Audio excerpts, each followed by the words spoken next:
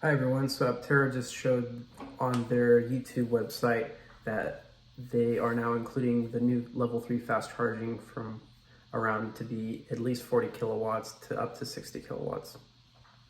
Now my interesting thought was for them to even not have DC charging on the launch vehicle was pretty I think that was one of the most disappointing things to not be included on the launch event, because you would be limited to around 500 miles within a regular day. Say I live in Los Angeles, if I want to go to San Francisco, that's about 400 miles away. That vehicle going 70 to 80 miles an hour on the freeway, starting charged at 100% max, would probably get around 350.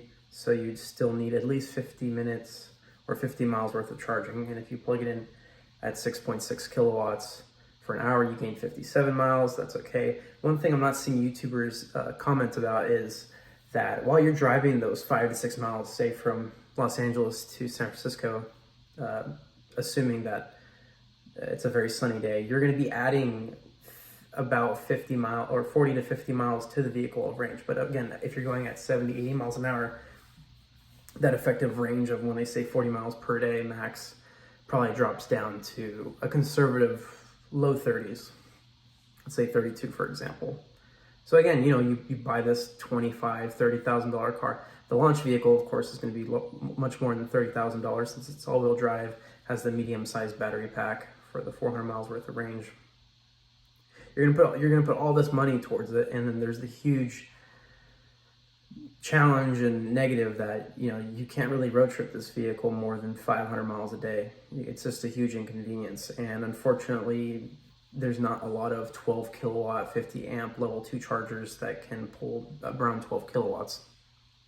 So they went with the cheaper alternative, but at least thankfully they heard the huge response of there has to be a DC fast charging, because otherwise it's a huge compromise to the vehicle, and for them to have mass adoption of their cars is going to be very difficult. I mean, maybe in the beginning they'll have a lot of people still wanting to get the launch vehicle even though it doesn't have level 3 charging, because of course 99% of the time you're not driving the vehicle.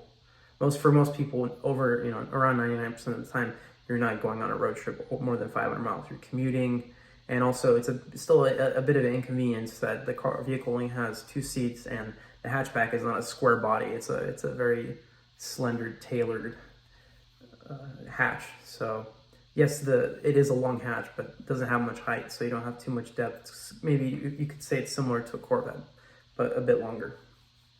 So anyhow, really happy to see that Aptera is adding level 3 charging, because that is a huge compromise, and at least, yeah, I don't see how there'd be enough people ordering those long term without that level 3 charging. So glad to see that happen, and I'll keep you guys updated. Thank you.